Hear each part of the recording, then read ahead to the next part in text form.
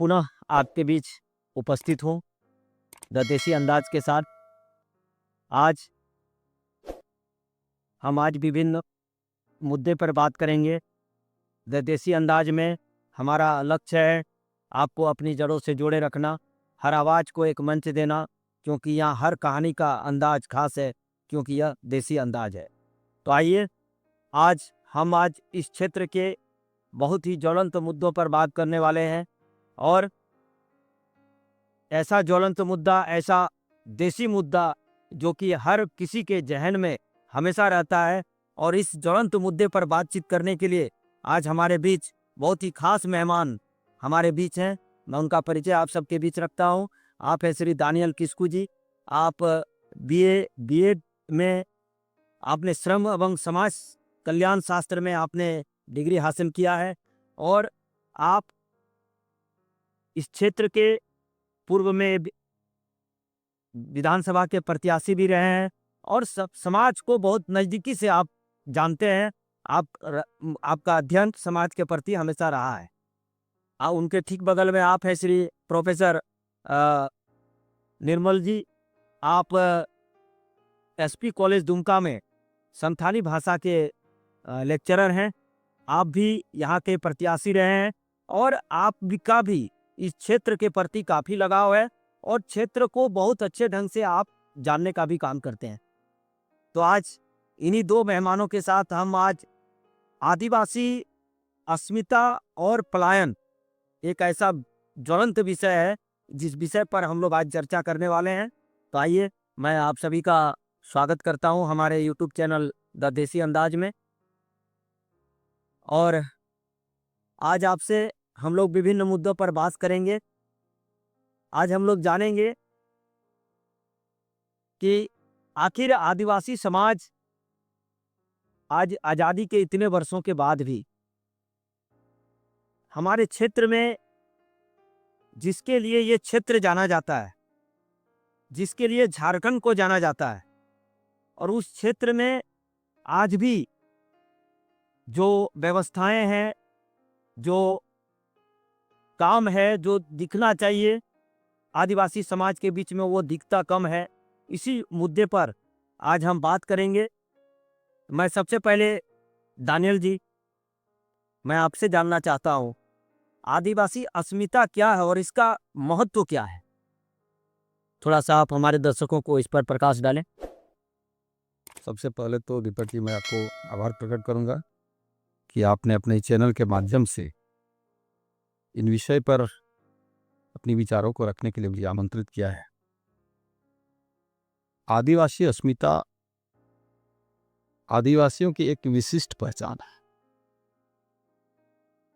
जिस अस्मिता की वजह से आदिवासी बाकी लोगों से अलग हैं, ये दर्शाता है।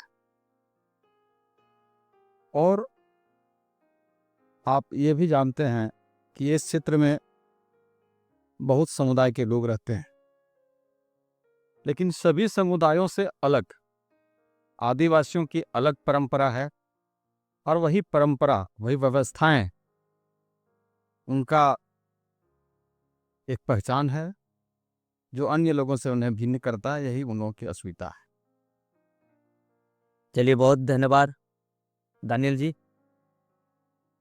पूछ करे हुए। चलिए, बहुत धन्यवाद दानियल जी, आपने बहुत अच्छे ढंग से आदिवासी अस्मिता पर अपना विचार रखा। निर्मल जी, चूंकि आप एक लेक्चरर भी हैं और संथाली भाषा के आप जानकार भी हैं, तो मैं आपसे जानना चाहता हूं, आदिवासी समुदायों की सांस्कृतिक और भाषाई विविधता कैसे संरक्षित की जा सकती है? जोहार। द देसी अंदाज के सभी दर्शकों को हमारे ओर से जोहार। आपको भी नमस्कार। सबसे पहले तो मैं खुशी जाहिर करना चाहता हूँ, तो बड़े भाई के साथ पहली बार इस प्लेटफॉर्म में बैठने का मुझे सौभाग्य प्राप्त हुआ है, और ये हमारे लिए बड़ी बात है। जहाँ तक आपका सवाल है, आदिवासी संस्कृति और भाषाएं को कैसे संरक्षित की जा सकती है, देखिए, आज ग्लोबलाइजेशन का दिन है और आज के दिन में केवल आदिवासी ही नहीं, बहुत सारे लोग प्रभावित हैं। लेकिन सबसे ज़्यादा जो इस दौर में प्रभावित है, तो वो आदिवासी हैं। और ऐसा नहीं है कि कोई भी समस्या का समाधान नहीं है, बिल्कुल है। लेकिन जिस तीव्रता के साथ आज आदिवासी का संस्कृति ह्रास हो रहा है, जिस तीव्रता के साथ आज आदिवासी का भाषा धीरे-धीरे जो बोलने वाले की संख्या कम होती जा रही है, ये हमारे लिए बेहद चिंता का विषय है। और इसके लिए सबसे पहले तो समस्या को हमें इंगित करना होगा और उसके बाद उसकी इलाज को भी हमें व्यवस्था करनी होगी। क्योंकि संस्कृति या भाषा आदिवासी की है, तो आदिवासी को ही इसे खुद को जोड़ के रखना होगा। क्योंकि आदिवासी का जड़ संस्कृति और भाषा, जो उसके साथ बहुत सारी चीज़ें हैं जुड़ी हुई, वही उनको एक अलग पहचान देती है। इसके लिए तमाम जो आज के दौर में शिक्षित हो रहे हैं, उनसे हमारी यही आग्रह है या हमारा यही सलाह रहेगा कि आप शिक्षा लीजिए, बच्चों को शिक्षित कीजिए, रोजगार से जोड़िए। आज बाजारीकरण का दौर है, बाजारीकरण के दौर में लोग गांव छोड़ करके शहर की ओर पलायन कर रहे हैं, तो अच्छी बात है। लेकिन आप अपनी भाषा के प्रति अपने आने वाले पीढ़ी को सजग कीजिए। आपका जो संस्कृति है उसके प्रति भी सजग कीजिए, क्योंकि इस देश में केवल आदिवासी ही नहीं है, और भी लोग हैं। उनसे हमें प्रेरणा लेने की ज़रूरत है, क्योंकि सभी लोग अपना भाषा और संस्कृति के साथ ही आगे बढ़ रहे हैं। इसलिए इसको हमें संरक्षित करने के लिए हमें अपने खुद से पहल करना होगा। हाँ, इस बात से भी इनकार नहीं किया जा सकता है कि एक विशेष प्रयोजन के तहत आदिवासी अस्मिता, पहचान और संस्कृति को धूमिल करने की साजिश रची जा रही है। इसको हम नज़रअंदाज नहीं कर सकते हैं। लेकिन जब तीर हमारी ओर आ रही है, तो हमें भी अपने ओर से उसका बचाव के लिए क्या करना चाहिए, वो हमें अपने उपाय ढूँढना होगा, तलाशना होगा। इसलिए सबको शिक्षित होना ज़रूरी है। शिक्षित के साथ-साथ अपनी पहचान, अपने भाषाई का जो जड़ है, उसको पकड़ के रखना होगा। चलिए, बहुत अच्छा निर्मल जी, आपने सही कहा कि अपने जड़ को पकड़ के रखना पड़ेगा, तभी हम अपने संस्कृति को बचा सकते हैं। दानियल जी, आदिवासी अस्मिता को खतरा किन कारणों से है?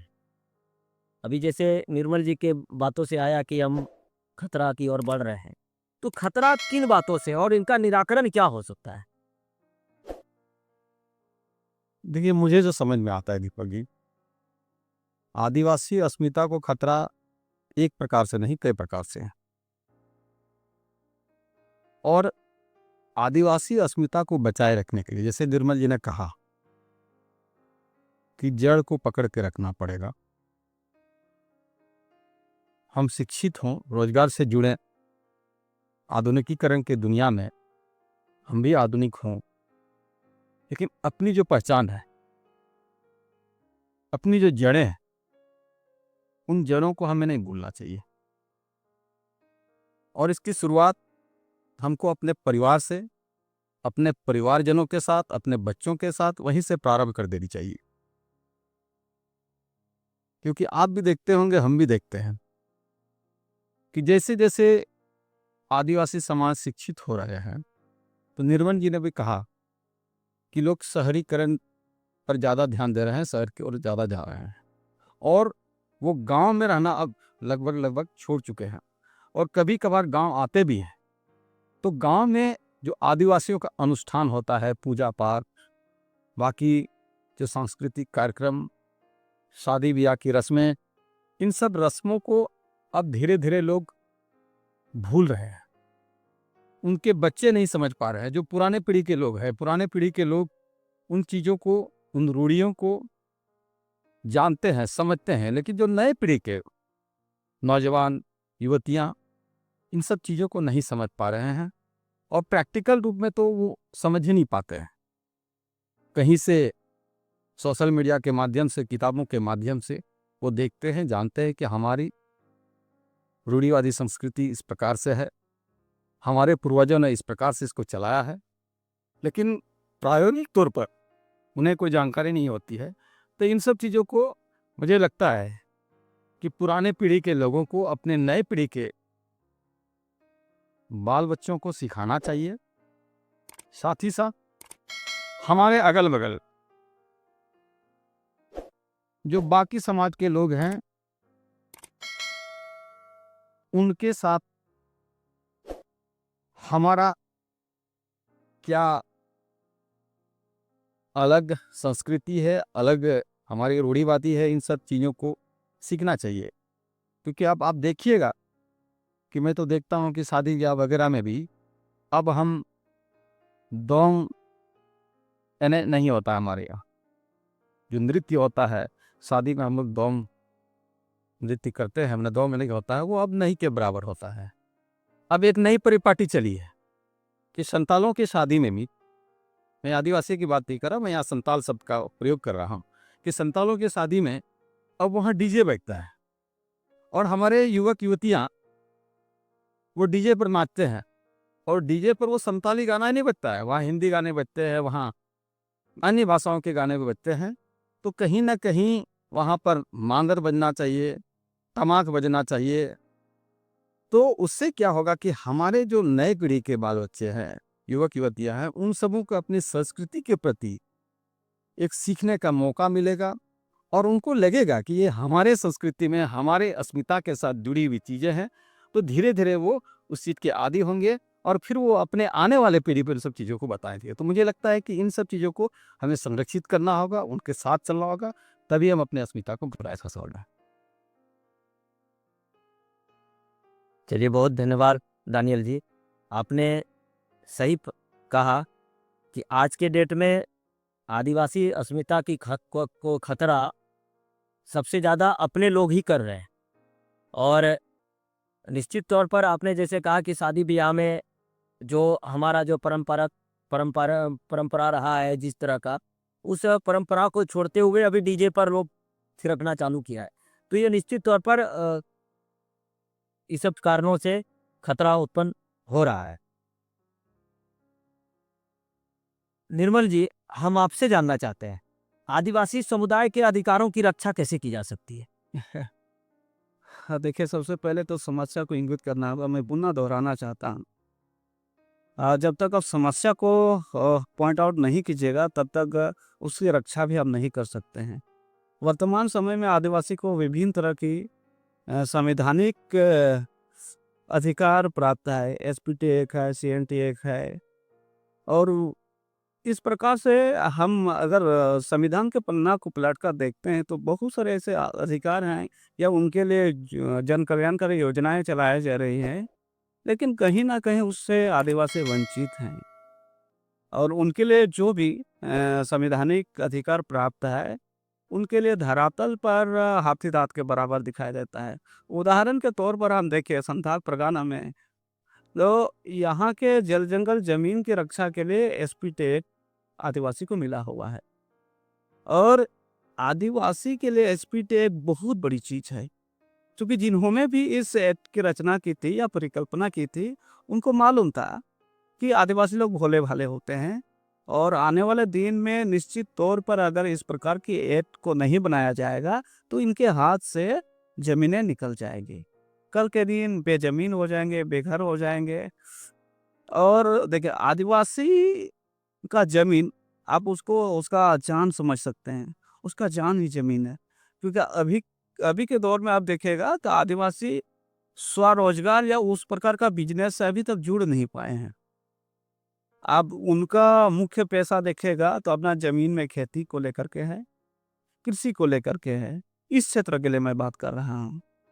लेकिन जब उनके हाथ से जमीनें निकल जाएंगी तो खेती कहाँ करेंगे? जनसंख्या तो दिन ब दिन बढ़ रहा है, लेकिन ज़मीन तो बढ़ नहीं रही है। लेकिन उनकी ज़मीन को रक्षा करने के लिए यहाँ एक्ट बनाया गया है। क्या वह एक्ट धरातल पर लागू है?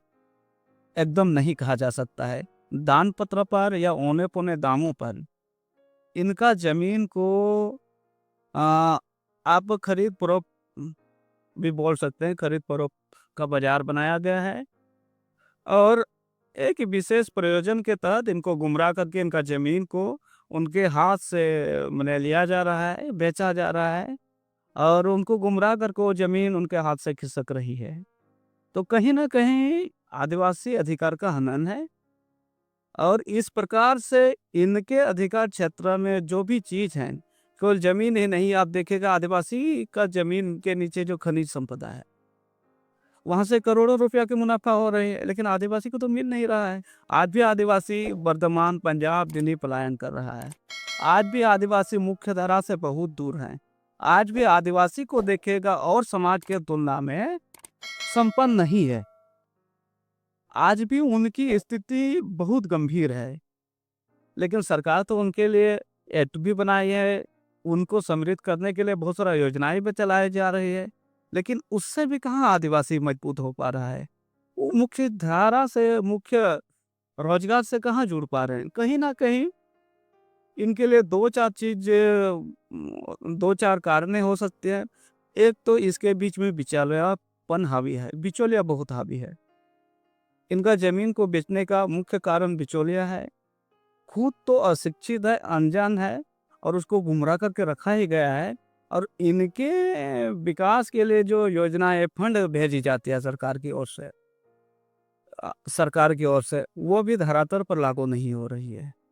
तो सबसे पहले तो हम यही कहेंगे कि सरकार को चाहिए कि हम जिनके लिए राशि भेज रहे हैं, हम जिनके लिए एक्ट बनाए हैं, वो रिव्यू करे और देखे कि आखिर हो क्या रहा है। आज एसपीटी एक्ट का हालत क्या है? क्या आज़ादी के समय आदिवासी के पास जो ज़मीनें थी, आज वो ज़मीन उनके पास उतने ही है या घट गई है? तो कारण क्या है? आदिवासी मंत्रालय से जो भी पैसा आदिवासी के विकास के लिए आ रही है, उसमें समीक्षा होनी चाहिए कि वो पैसा जा कहाँ रहा है। अगर हम दे रहे हैं तो वो संपन्न क्यों नहीं हो रहे हैं, आज तक मुख्य धारा से दूर क्यों है।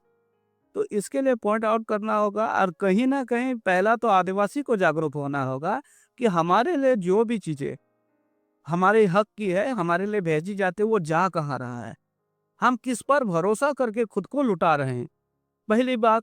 दूसरी बात, अगर हम दे रहे हैं जिसको, तो मेरा भी अधिकार बनता है, मेरा भी कर्तव्य बनता है, हम जिसके लिए जो चीज़ बनाए हैं, क्या वो चीज़ उनके काम में आ रही है?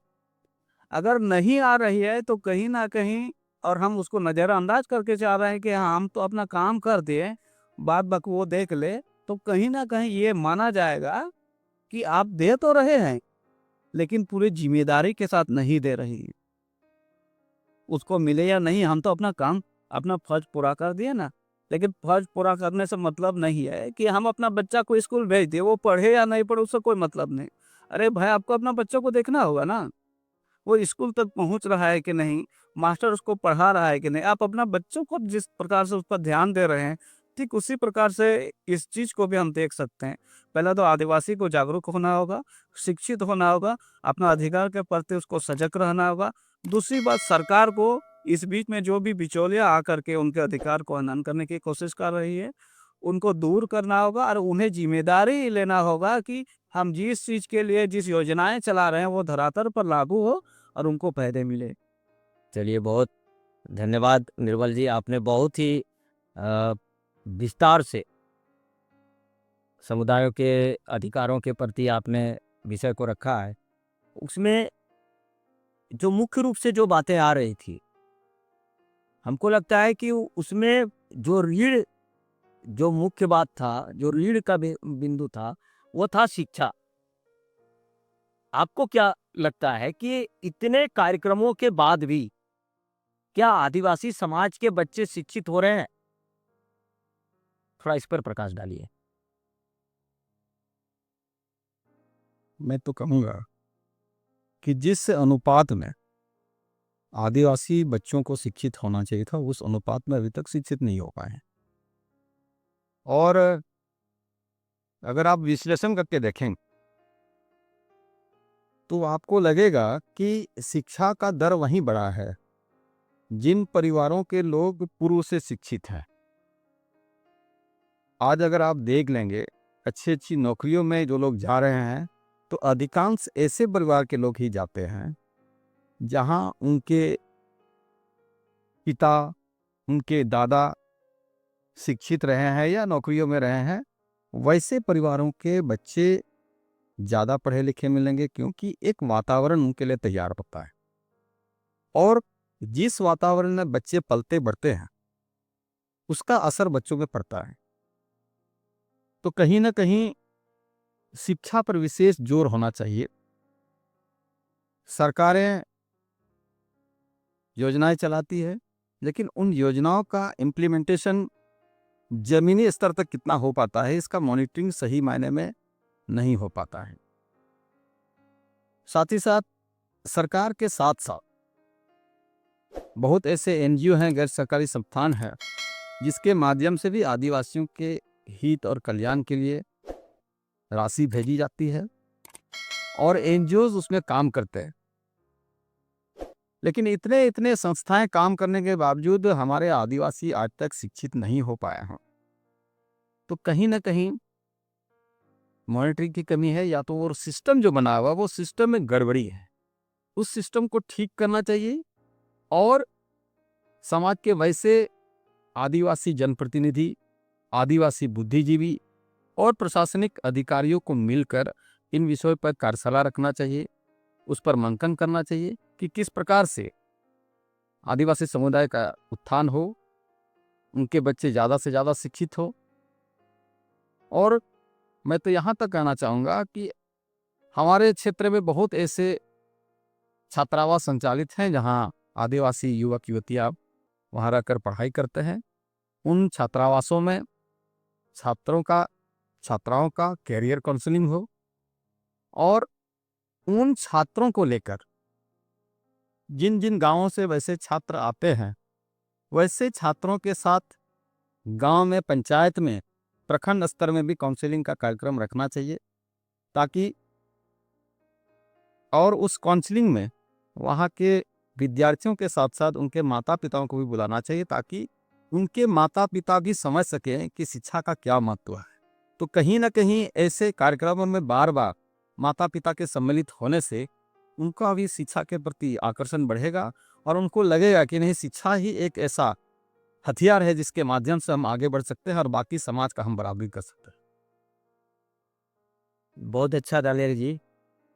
एक चीज थोड़ा इसी पे आगे बढ़ाते हुए कि चूंकि आप दोनों बहुत ही अनुभवी हैं इस क्षेत्र के लिए, हमको लगता है कि इस क्षेत्र में कोई ऐसा गांव होगा जहां आप लोग गए नहीं होंगे या उस गांव को आप लोग व्यक्तिगत रूप से जानते नहीं होंगे। थोड़ा सा हम जानना चाहते हैं कि उस गांव में जाने के बाद क्या आपको क्या लगता है कि वहाँ के बच्चे या दार्जियन शिक्षा के प्रति क्या जागरूक हैं, या उस गांव में जो बुनियादी सुविधाएं मिलनी चाहिए थी वो सुविधाएं उपलब्ध है वहाँ? क्या लगता है आप लोग को? देखिए, शिक्षा की बात तभी हो सकती है कि बुनियादी सुविधाओं पर पहले बात कर लें हम कि बुनियादी सुविधा का मतलब है कि आज़ादी के इतने वर्षों बाद भी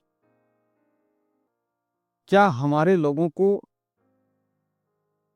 पीने की पानी व्यवस्था हो पाई है, उन तक सड़कें गई हैं, बिजली का समुचित प्रबंध हो पाया है, उनके स्वास्थ्य के प्रति क्या सरकार चिंतित है या स्वास्थ्य विभाग के अधिकारी चिंतित है, और स्वास्थ्य विभाग के अधिकारी अगर हैं तो क्या उनका नियमित स्वास्थ्य जांच करते हैं। इन सब चीजों पर पहले फोकस करना होगा। जब व्यक्ति को पीने की पानी नसीब नहीं हो पा रहा और वो शहर आने जाने के लिए उसके पास मार्ग नहीं हो, रास्ता नहीं हो, सड़क नहीं हो, तो फिर वो व्यक्ति शिक्षा के प्रति कितना जागरूक होगा इसका सहज अंदाजा लगाया जा सकता है। तो शिक्षा को आगे बढ़ाने के लिए इन सब बुनियादी चीजों पर भी हम जैसे समाज सेवक को, अधिकारियों को, जनप्रतिनिधियों को और हमारे आदिवासी समाज में जो परंपरागत व्यवस्थाएं हैं, प्रशासनिक व्यवस्थाएं हैं जिसमें माझी अड़ाम, पारानिक, जौ माझी, गुडीत, नायकी जो लोग होते हैं, उन लोगों को भी इस पर मंथन करना चाहिए बैठक करना चाहिए, सामंजस्य स्थापित करना चाहिए। और हम ये नहीं कर पाते। हमारे गांव में रहने वाले लोग इतने भले भाले होते हैं कि वो अपने अधिकारों को कहाँ बोलेंगे, किसके पास बोलेंगे, तो उनके समस्या का निराकरण होगा, इस बात की भी उनकी जानकारी नहीं है। तो वो जानकार लोग, हमारे जैसे लोगों को, उन लोगों को समझाने की आवश्यकता है, उन लोगों के साथ बैठने की आवश्यकता है। ये मैं नहीं कर रहा हूँ कि इससे मुझे ही करना चाहिए या निर्मल जी को करना चाहिए। कि समाज के प्रति जितने भी लोग चिंतित हैं, वैसे लोगों को अपने समाज के बारे में सोचना चाहिए और समाज के लोगों के साथ बैठना चाहिए। तो मुझे लगता है कि धीरे धीरे लोगों का शिक्षा के प्रति भी आकर्षण बढ़ेगा और लोग शिक्षा के महत्व को जानेंगे, शिक्षा की ताकत को जानेंगे। तो इस पर काम करने की आवश्यकता है। चलिए, बहुत अच्छा। निर्मल जी, आपने जैसे कहा कि आदिवासियों के जमीन के नीचे खनिज संपदा है, लेकिन फिर भी आदिवासी गरीब है। तो आदिवासी का सामाजिक स्तर, आर्थिक स्तर सुधार करने के लिए क्या कार्य करने की आवश्यकता है? हाँ, देखिए दीपक जी, ये बहुत ही जटिल सवाल है और धरातल पर अगर इसका जवाब हम ढूंढना चाहे तो बहुत मुश्किल होगी, क्योंकि बहुत सारे योजनाएं हैं, बहुत सारे चीज़ें हैं जो केवल कागजी कार्रवाई तक ही सीमित रहती है। आज आदिवासी का ज़मीन के नीचे से पत्थर निकाला जा रहा है। आज आदिवासी का ज़मीन के नीचे से कोयला, तांबा, अभ्रक, बहुत सारी चीज़ें निकाली जा रही है। लेकिन आप उनको देखिएगा, आज भी वो फटे हाल हैं। तो कहीं न कहीं नियम की या तो अनदेखी की गई है या नियम उसके अनुरूप नहीं बनाया गया है। आज आपको बता रहे हैं, हमारे क्षेत्र में एसपीटी एक्ट है। एसपीटी एक्ट कहती है कि ना तो आदिवासी की ज़मीन को बेचा जा सकता है, ना किसी गैर आदिवासी के द्वारा खरीदा जा सकता है और ना ही दान पत्र पर दिया जा सकता है। इसका मतलब उस ज़मीन का स्वामित्व कौन है? आदिवासी है। लेकिन जब हम उसके विपरीत देखते हैं, आदिवासी का ज़मीन के नीचे में जब कोयला मिलती है, पत्थर मिलती है, उसका स्वामित्व कौन होता है? सरकार होता है। क्या ये अच्छी बात है? हम उसको दूसरे तरफ से इस प्रकार से भी बोल सकते हैं कि ये मेरा शरीर है, पूरा शरीर का अंग है। शरीर का जो चमड़ा है वो मेरा है। शरीर के अंदर में जो किडनी है, लिवर है, वो सरकार का है। अभी जो सरकार इस पर काम करे वो तो वही कहती है कि जमीन के ऊपर में जो भी चीज है, आप धान उगा रहे हैं, क्या उगा रहे हैं, जो भी फसलें उगा रहे हैं, वो आपका है।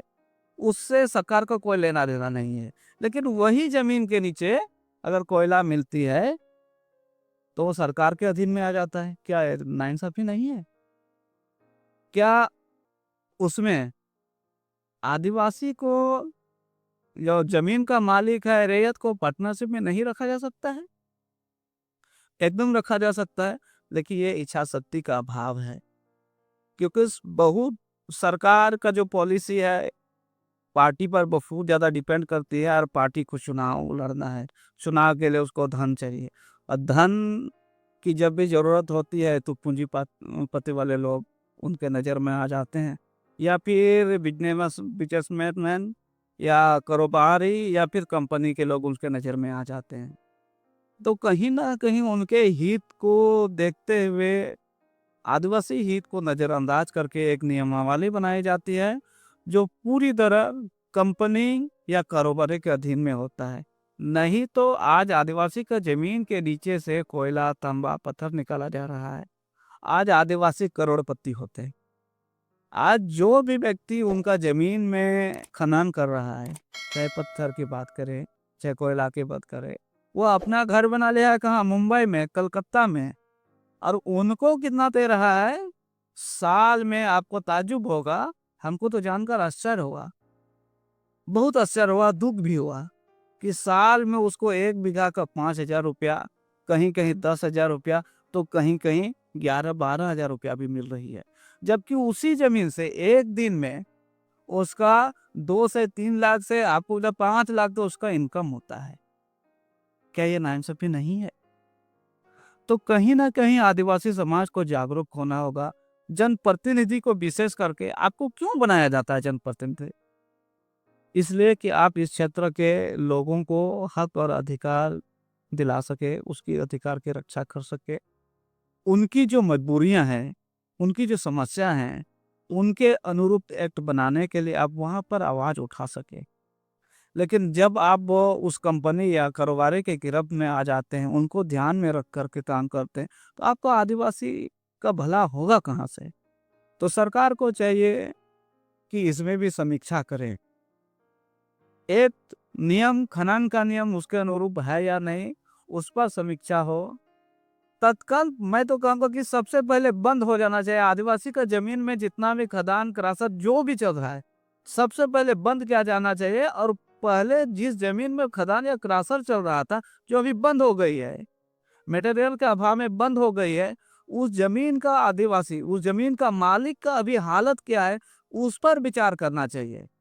जब वहाँ संतोषजनक लगे तो तब दूसरा वाला में आप आ, अनुमति दे सकते हैं। जब सामने वाला जिसके ज़मीन को खोद करके निकल गया, चला गया, उसका हालत नहीं बदला, आप दूसरा जगह में खुदवाने के लिए अनुमति दे दिए, सब सारा चीज़ दे दिए। तो चाहिए कि पहले आप समीक्षा करें, सबसे पहले बंद करें, जो भी चल रहा है उस चीज़ को बंद करें। पहले समीक्षा हो, पहले जिसका ज़मीन में चालू था, चल रहा था, उसका क्या हालत है, इसके बाद दूसरा तेसरा में खोदने की अनुमति मिले। और उसी प्रकार से बहुत सारे चीज़ें हैं जो आदिवासी अधिकार से जुड़ी हुई है। सबसे पहले तो मैं कहूँगा फिर से पुनः कि मेरे आदिवासी भाई, आपको तो पहले शिक्षित होना होगा, आपको जागरूक होना होगा, एकदम आपको जागरूक होना होगा। आज तक आपको अच्छा कपड़ा और अच्छा भोजन नसीब नहीं हुआ, और आपका ज़मीन में कारोबार करने वाला आज चाँद पर घर बना रहा है। और इस क्षेत्र की बात करें तो आपको भी ताज्जुब होगा, बाकी लोगों को भी। आज लोग चाँद पर जाने की सोच रहे हैं, विचार रख रहे हैं, लेकिन हाँ, चले भी गए। आज हमारा क्षेत्र डायरिया से पीड़ित है, कालाजार से पीड़ित है। बताइए हम किस सदी में हैं और किस सदी की दुर्दशा देख रहे हैं। तो बहुत सी चीज़ें हैं जो यहाँ काम करने की ज़रूरत है। जनप्रतिनिधि को, सरकार को अवगत होने की ज़रूरत है। हम कमज़ोर पर ज़्यादा ध्यान देते हैं, इसलिए कि उसको मुख्य धारा से जोड़ा जा सके, उसको आगे बढ़ाया जा सके। इसी प्रकार संथाल परगना, विशेष करके पाकुड़ जिला, शिक्षा के क्षेत्र में कमज़ोर है, पिछड़ा है, बहुत सारा क्षेत्र में पिछड़ा है। सरकार को चाहिए, जनप्रतिनिधि को चाहिए, विशेष उपवन लगा करके, विशेष कार्य योजना के तहत इस क्षेत्र में काम हो, वहाँ के लोगों की जीवन दशा को देखा जाए। अब विशेष कार्य योजना प्लानिंग के तहत वहाँ की लोगों की जीवन शैली को आगे बढ़ाने के लिए काम किया जाए, तभी कुछ संभव हो सकता है। नहीं तो आज़ादी के बाद जो हालत था वही हालत है, और आने वाले 50 साल तक यही हालत बनी रहेगी। चलिए, बहुत बहुत अच्छा विषय आपने रखा निर्मल जी। आपका एक विषय आया कि स्वास्थ्य के प्रति भी बहुत पिछड़ा हुआ है क्षेत्र, एकदम बहुत पिछड़ा। और सबसे ज़्यादा आप लोग जब क्षेत्र में जाते होंगे तो आप लोग को ध्यान में आता होगा, सबसे ज़्यादा हमारा आदिवासी भाई के जो बच्चे हैं वो कुपोषण का शिकार है। पेट बड़ा हो गया है, बच्चा एकदम कमज़ोर है, वही से आँख से दिख नहीं रहा है, मतलब खान-पान सारी व्यवस्थाएँ वो एकदम अनुरूप नहीं है। इससे हमको ध्यान में आ रहा है स्वास्थ्य के प्रति और शिक्षा के प्रति हमारे उपायुक्त, पाकुड़ उपायुक्त अभी जो वर्तमान में है, काफ़ी अच्छी पहल वो कर रहे हैं। और हमको लगता है कि आने वाले समय में इसका रिजल्ट इस क्षेत्र के लोगों को मिलेगा इसका, क्योंकि जिस स्तर से वो धीरे-धीरे आगे बढ़ रहे हैं, उनका सोच ही है कि पाकुड़ जिला को बहुत आगे तक लेके जाना। सरकार भी इस दिशा में बहुत अच्छा काम कर रही है।